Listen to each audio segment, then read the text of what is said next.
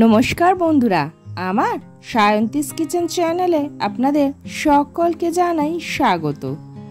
আজকে বানিয়ে দেখাবো মুরগির লাল লাল ঝোল। কিভাবে খুব সহজে চটজলদি এইরকম লাল লাল ঝোল বানানো যায় সেটা জানতে ভিডিওটা স্কিপ না করে শেষ পর্যন্ত দেখতে থাকুন। এবং এই পদ্ধতিতে বানালে এটা খুব তাড়াতাড়ি হয়ে যায় এবং খুব সহজ একটা পদ্ধতি। তার জন্য প্রথমে এখানে এই যে মুরগির মাংস সেটাতে নিয়ে তাতে রসুন আর আদা বাটা দিয়ে ভালো করে ম্যারিনেট করে 1 ঘন্টার জন্য রেখে দেওয়া হলো। তারপর কড়াইতে সামান্য রিফাইন তেল গরম করে তার ভিতরে এখানে খাসির চর্বি দিয়ে দেওয়া হয়েছে। তারপরে তার ভিতরে 2টো তেজপাতা দিয়ে দেওয়া হলো। তারপর পরিমাণ মতো কুচানো পেঁয়াজ, এখানে 6 থেকে 7টা কুচি করে রাখা পেঁয়াজ দেওয়া হয়েছে 1 কেজি চিকেনের জন্য। এইবারে খুন্তির সাহায্যে চর্বিগুলোকে একটুখানি কেটে দিতে হবে। চর্বিগুলো গলতেই দেখবেন এর থেকে তেল বার হবে এবং এই তেলেই কিন্তু পেঁয়াজটা ভাজা হবে। এই খাসির চর্বি আমার মা প্রত্যেকবারই মুরগির মাংসতে ব্যবহার করেন এবং আমাদের বাড়িতে মাংস এলে বেশিরভাগ সময় এইভাবেই রান্না হয়।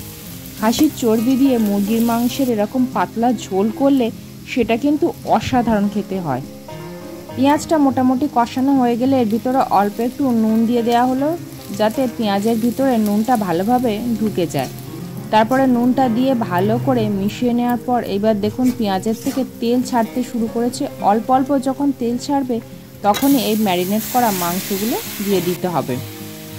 তারপরে আস্তে আস্তে এই মাংসগুলোকে এর সাথে কষে নিতে হবে। পেঁয়াজ ভাজার সময় পেঁয়াজটাকে অতিরিক্ত ভাজার প্রয়োজন নেই।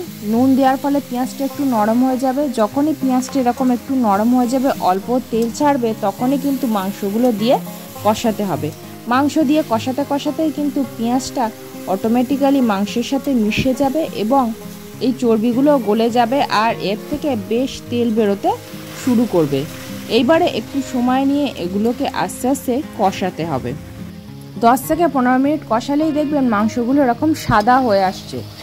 তারপরে এর ভিতরে দিয়ে দেওয়া হলো পরিমাণ মতো হলুদের গুঁড়ো আর নুন, কারণ নুন দেওয়ার পরে মাংস থেকে জল বেরোয়।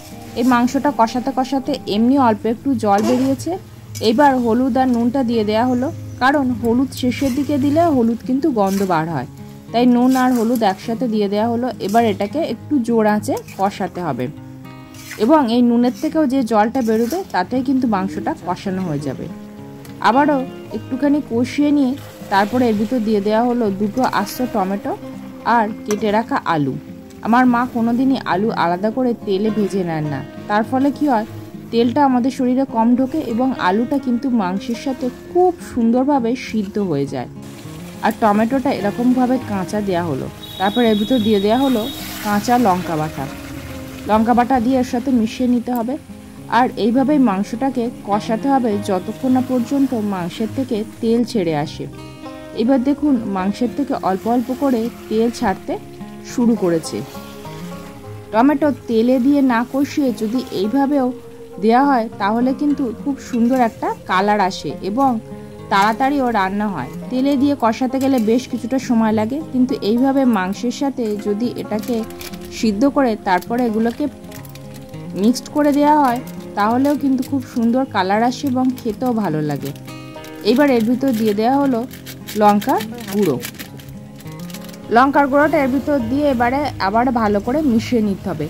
মাংসটা কষানোর পর যখন তেল ছাড়বে লঙ্কার গুঁড়োটা কিন্তু সেই টাইমে দিতে হবে, তাহলে সুন্দর কালার আসে। এখানে কিন্তু শুধুমাত্র লঙ্কার গুঁড়ো ব্যবহার করা হয়েছে, কোনো প্রকার কাশ্মীরি লঙ্কার গুঁড়ো দেওয়া হয়নি। এবার এটাকে ভালো করে মিশিয়ে নেওয়া হলো। এবারে দেখুন মাংসের থেকে অনেকটা পরিমাণই তেল ছেড়ে দিয়েছে এবং তেলের কালারটাও খুব সুন্দর এসছে। এবার এই যে টমেটোগুলো ছিল সেগুলো নরম হয়ে গেছে। এবার টমেটোগুলোকে খুন্তির সাহায্যে পেস্ট করে এর সাথে আগে মিশিয়ে দিতে হবে। এবার টমেটোগুলো এর সাথে ভালো করে মিশিয়ে নেওয়া হলো, কারণ পরে যদি মেশাতাম তাহলে টমেটোর কিন্তু কাঁচা গন্ধ থাকতো। সেজন্য মাংস কষানোর শেষে এই টমেটোগুলো এভাবে দিয়ে মাংসের সাথে মিশিয়ে নিতে হবে। এবারে এর ভিতরে দিয়ে দিতে হবে অল্প একটুখানি তেঁতুলের পাল্প। এই মাংসটা বেশি পরিমাণে টক দিতে হবে, সেজন্য 2টো টমেটো আর তেঁতুলের পাল্প দেওয়া হলো। মাংসের স্বাদে যদি একটু টক মিষ্টি না থাকে তাহলে কিন্তু টেস্টটা ভালো আসে না। সেজন্যই আমার মা এইভাবেই মাংস রান্না করে। তারপর তেঁতুলের পাল্পটা দিয়ে একটু ভালো করে মিশিয়ে নিয়েই এবারে দিয়ে দিতে হবে এর ভিতরে জল। জলের পরিমাণটা বেশি দিতে হবে, যেহেতু এর ঝোলটা পাতলা হবে। আর মা কাঠের উনুনে করছে বলে জলের পরিমাণটা বেশি দেওয়া হয়েছে। এটা গ্যাস বা ইন্ডাকশানে করলে পরিমাণটা আর একটুখানি কমিয়ে দেবেন। এবার এটাকে ভালো করে মিশিয়ে নিতে হবে, আর জলটা সবসময় গরম জল ব্যবহার করবেন। এবার ঢাকা দিয়ে এটাকে কয়েক মিনিট ফুটিয়ে নেওয়া হলো। তারপর ঢাকনা খুলে সামান্য একটুখানি চিনি দিয়ে দেওয়া হলো। এবারে দেখুন এটা কত সুন্দর কালার চলে এসছে এবং কি সুন্দর ফুটতে শুরু করেছে। এবার এটাকে নামিয়ে নিতে হবে। নামানোর আগে ওপর থেকে 2 টিস্পুন গরম মশলার গুঁড়ো ছড়িয়ে দেওয়া হলো। গরম মশলার গুঁড়ো এর ভিতরে দেওয়ার পর এই গুঁড়োটাকে ভালো করে ঝোলের সাথে মিশিয়ে নিতে হবে। তারপর এটাকে 30 সেকেন্ডের মতন ঢেকে রেখে দিতে হবে। আমার মা বাড়িতে সবসময় এভাবেই চিকেন রান্না করে এবং এই চিকেনটা গন্ধে যেমন ভরপুর করে সারা বাড়িময়, তেমনি টেস্টও কিন্তু অসাধারণ। আর এই রকম লাল লাল একদম পাতলা ঝোলের চিকেন কিন্তু অসাধারণ লাগে। এটা কিন্তু বেশি স্পাইসিও নয়। এবার এটাকে বাটিতে তুলে সার্ভ করে দেওয়া হচ্ছে। এবং গরমকালে কিন্তু এই ধরনের চিকেন আপনারা বাড়িতে খুব সহজে চটজলদি বানিয়ে নিতে পারেন। একদম হালকা এবং কম সময় লাগে। এই টিপসগুলো ফলো করে আপনারা অবশ্যই এইভাবে বাড়িতে চিকেন বানাবেন। এবার এটাকে আমি বাটিতে তুলে সার্ভ করে দিয়েছি। আমার এই রেসিপিটা আপনারা অবশ্যই একদিন ট্রাই করুন। কেমন হলো কমেন্ট করে জানান। ভিডিওটা ভালো লাগলে একটা লাইক করুন। পরিবার, বন্ধুবান্ধব, আত্মীয় স্বজনের সাথে এটি শেয়ার করুন। আমার এই ছোট্ট পরিবারের সদস্য হতে চ্যানেলটি সাবস্ক্রাইব করে পাশে থাকুন।